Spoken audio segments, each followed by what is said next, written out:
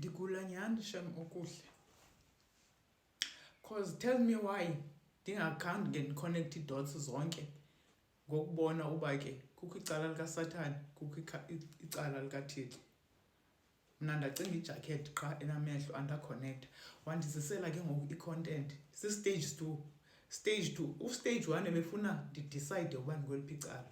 Ustage 2 ke ngoku uzandibonisa something else ekufanele ndiyiyeke. Andithi yena wazi ingqondo yakho ubisebenza kanjani, wazi nentliziyo yakho, uyakwazi uba usisiyoyoyo nje sento ethothozayo ekuzawufuneka athi chu nayo ukuyicelela. So undivezela ke ngoku i-content enye elandelayo. Andivezele i-video kaPastor Win Woolley ka-1970. Isizathu sento baveze le video, omnye umbuzo bendinawo wazi, yintoni le nto xa ukhonza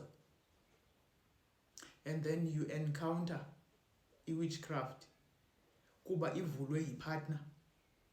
Yintoni le nto umntu okhonzayo engenayo indawo yokuya okanye aye kumfundisi okanye aye kubadala enkonzweni?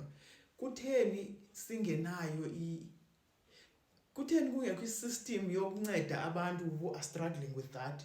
Kuba once uyithethe ebantwini loo nto, abantu they don't know what to do with you. Uza nento entsha abangayazi uba bazawudila nayo kanjani, and it will cost you i-friendships in most cases. Now uthi uqonda uba hey mandike ndiyozifunela uncedo kwezinye iindawo kuba ke indixakile into endidila nayo, akho mntu oyaziyo.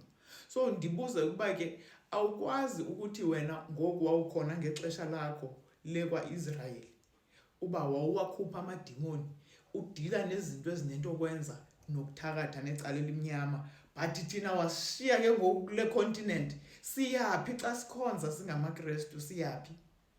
Hence ke ngoku ezawuveza ke ngoku le video kuba uyayazi uba andizuyiva kakuhle, makayoyilanda ngesiNgesi so that izowukhava yonke into once and for all. Kulapho ke ngoku ndizawubhaqa le list.